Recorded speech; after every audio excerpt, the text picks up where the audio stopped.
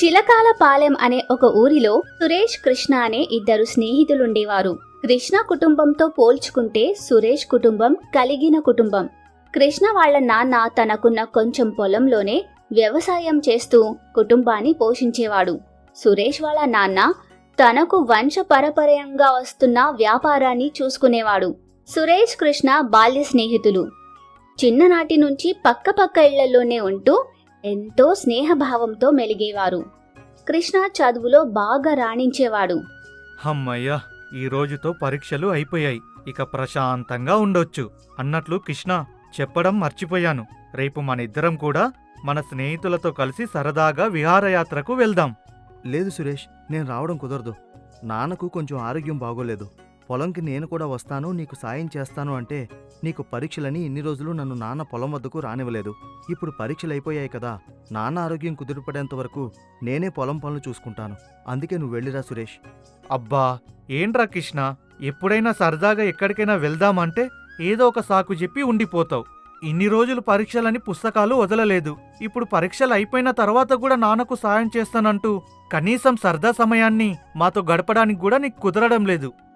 అది కాదు సురేష్, నీకు తెలుసు కదా, నాన్న ఒక్కరే ఈ కొంచెం పొలంలో వ్యవసాయం చేస్తూ ఎంతో కష్టపడి మమ్మల్ని చూసుకుంటున్నారు. కష్టమైనా నన్ను చదివించారు. ఇప్పుడు నేను నాన్నకు సాయం చేస్తూ పరీక్షల ఫలితాలు వచ్చిన తర్వాత ఏదో ఒక మంచి ఉద్యోగం చేసి నాన్న కష్టంలో పాలు పంచుకుంటాను. సర్లే, నీ ఇష్టం. నేనైతే వెళ్ళొస్తాను అని చెప్పి అక్కడ నుంచి వెళ్ళిపోతాడు. అలా కొన్ని రోజులు గడుస్తాయి. పరీక్ష ఫలితాలు వస్తాయి. కృష్ణ మంచి మార్కులతో విజయం సాధిస్తాడు. అందుకు సురేష్ వాళ్ళ నాన్న చాలా కోప్పడతాడు. నువ్వేదో చదివి మంచి పేరు తెస్తావనుకుంటే నువ్వు పరీక్షల్లో తప్పి నా పరువు అందరి ముందు తీసేశావు. నీ తోటివాడు మన పక్కింటి కృష్ణను చూడు. వాళ్ళ నాన్నకు వీలున్నప్పుడల్లా సాయం చేస్తూ కష్టపడి చదివి మంచి మార్కులు సాధించాడు. నీకు అన్ని సదుపాయాలు సౌకర్యాలు ఉన్నా నువ్వు మాత్రం ఇదిగో అందరి ముందు నన్ను తలదించుకునేలా చేశావు. ఆ కృష్ణను చూసి సిగ్గు తెచ్చుకో. అసలు యువకులు ఎలా ఉండాలో ఆ కృష్ణను చూస్తే తెలుస్తుంది. నువ్వూ ఉన్నావు, ఎప్పుడూ ఊరి మీద పడి తిరుగుతూ ఉంటావు. ఏంటి నాన్న, నన్ను ఆ కృష్ణతో పోలుస్తున్నావు? రూపాయి కూడా పనికిరాని ఆ కృష్ణను నేను ఆదర్శంగా తీసుకోవాలా? ఏమిటో గొప్ప, పరీక్షల ముందు 4 పుస్తకాలు తిరిగేసి చదివేసి 4 మార్కులు ఎక్కువ సంపాదిస్తే వాడే గొప్పవాడైపోతాడా? అయినా మన కుటుంబంలో ఎవరు చదివారని ఇప్పుడు నన్ను చదువు అని తిడుతున్నావు? మన కుటుంబంలో ఎవరూ చదువుకోలేదు కాబట్టే నిన్ను చదివి నలుగురిలో నా పేరు నిలబెట్టమని చెప్పాను. నిన్ను చదివించాను కానీ నువ్వు మాత్రం ఇదిగో ఇలా దేనికి పనికి రాకుండా తయారయ్యావు. ఇంక నీకు ఎలాగూ చదువు చేత కదని నాకు అర్థమైపోయింది. ఇంక చేసేదేం లేదు. రేపటినుంచి నువ్వు కూడా మన వ్యాపారం చూసుకో అని అక్కడ నుంచి చిరాకుగా వెళ్ళిపోతాడు వరాలయ్య. అప్పటి నుంచి కృష్ణ అంటే అసురిగా అనిపిస్తుంది సురేష్కి. ఒకరోజు ఆనందంగా కృష్ణ సురేష్ దగ్గరికి వస్తాడు. సురేష్, ఒక మంచి శుభవార్త. నాకు పట్టణంలో ఒక పెద్ద ఉద్యోగం వచ్చింది. ఇంక మా కష్టాలన్నీ పోయినట్టే. నేనింక మా అమ్మా నాన్నని బాగా చూసుకోవచ్చు. ఆ మాటలు సురేష్కి ఎంతో చేదుగా అనిపించాయి. కృష్ణకి అంత పెద్ద ఉద్యోగం వచ్చినందుకు సురేష్ మనసు ద్వేషంతో రగిలిపోయింది. కాని బయటకు మాత్రం నవ్వుతూ ఇలా అంటాడు. అవునా, ఎంతో మంచి శుభవార్త చెప్పావు కృష్ణ.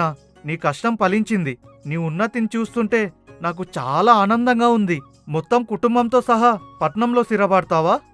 లేదు సురేష్, అమ్మా నాన్నని నా వెంట పట్నం రమ్మంటే ఈ ఊరు వదిలి రాను అని అంటున్నారు.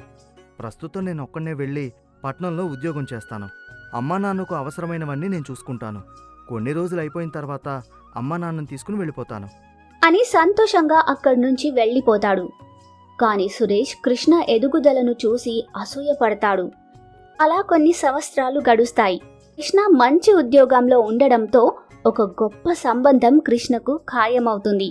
అందరూ నోట్లో వేలు వేసుకునేలా తన సొంత ఊరిలో అంగరంగ వైభవంగా పెళ్లి చేసుకుంటాడు కృష్ణ.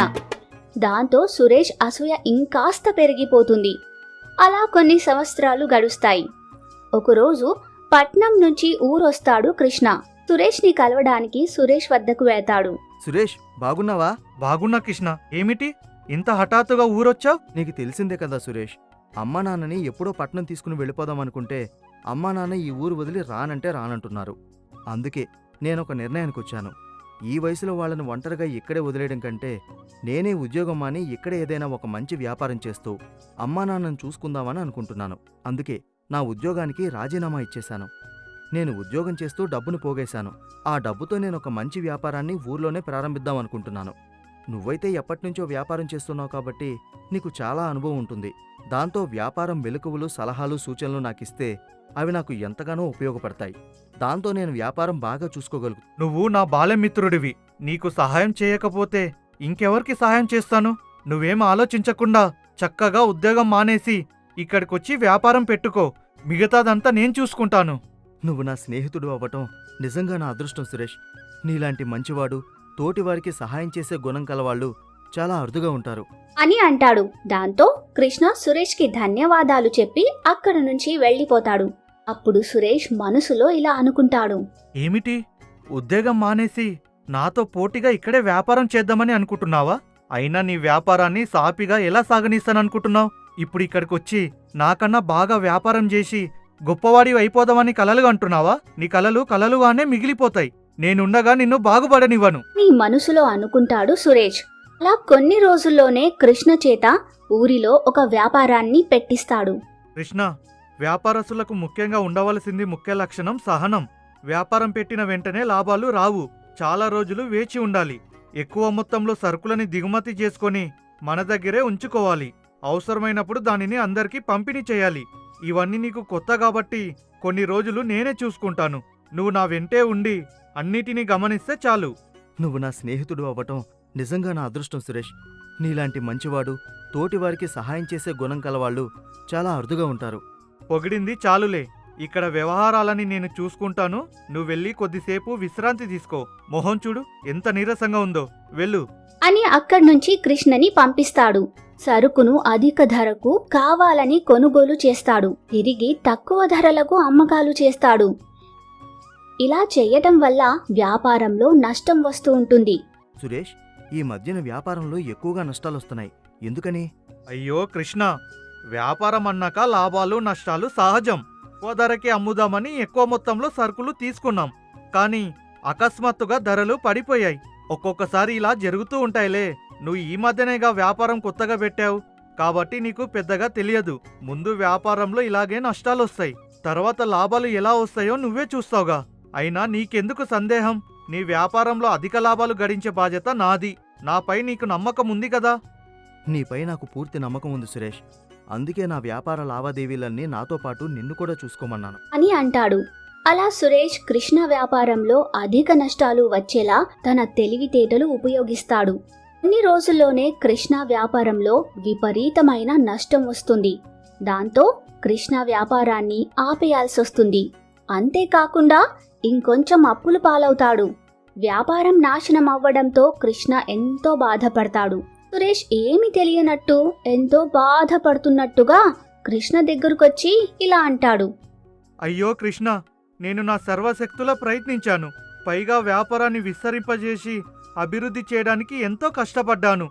కానీ నీ వ్యాపారంలో ఏమిటో లాభాలు గడించకపోగా తిరిగి నష్టాలొచ్చాయి. నీ వ్యాపారంలో నష్టాలొచ్చినందుకు నేనెంతో బాధపడుతున్నాను. నేనెంతో కష్టపడి నా వ్యాపారాన్ని కూడా పక్కన పెట్టి నీ వ్యాపార వ్యవహారాలే పనిగట్టుకొని చూసినప్పటికీ ప్రయోజనం లేకుండా పోయింది. ఇక నేను నా మొహం నీకు చూపించలేను. వెళ్ళొస్తా అని నక్క వినయం నటిస్తూ అక్కడి నుంచి వెళ్ళిపోతాడు. అసలు ఏం జరుగుతుందో అర్థం కాని కృష్ణ తల పట్టుకుంటాడు. అప్పుడు కృష్ణ స్నేహితుడు శ్యామ్ అక్కడికొస్తాడు. వ్యాపారంలో లాభాలు రాకపోగా అసలుకే నష్టాలొచ్చాయి. అంత అనుభవం ఉన్న సురేష్ కూడా ఏమీ చేయలేకపోయాడు. నీ వ్యాపారంలో లాభాలొచ్చేలా చేస్తానని చెప్పి నీ మీద అసూయతో తప్పుడు సలహాలిచ్చి నీ చేత వ్యాపారం నష్టమొచ్చేలా చేయించాడు. నువ్వు అతని గుడ్డిగా నమ్ముతుంటే నేను ఎప్పుడో నీకు ఈ విషయాన్ని చెబుదామనుకున్నాను. కానీ ఆ సురేష్ అంత మంచివాడు కాదు. మళ్ళీ నాకేదైనా హాని తలపడతాడేమోనని చెప్పకుండా ఉండిపోయాను. ఇకనైనా నువ్వు వాడిని నమ్మటం మానే అని చెప్తాడు. ఆ మాటలు విన్న కృష్ణకి ఒక్కసారిగా కళ్ళు తిరిగినట్టు అనిపిస్తాయి. తను ఎంతో నమ్మిన తన ప్రాణ స్నేహితుడు, తన బాల్యమిత్రుడు తనని నమ్మించి ఇంతటి నమ్మక ద్రోహానికి పాల్పడతాడని కృష్ణ ఊహించలేదు. అతని మోసపూరితమైన స్నేహాన్ని కృష్ణ ఎంతో ఆలస్యంగా గ్రహించాడు. ఇక చేసేదేమి లేక తిరిగి పట్నం వెళ్ళి తన పాత ఉద్యోగాన్నే చేశాడు కృష్ణ. ఇంకెప్పుడు సురేష్ లాంటి వాళ్ళని నమ్మి అతను జీవితంలో మోసపోలేదు. ఈ సంఘటన అతనికి ఒక గుణపాఠం నేర్పించింది.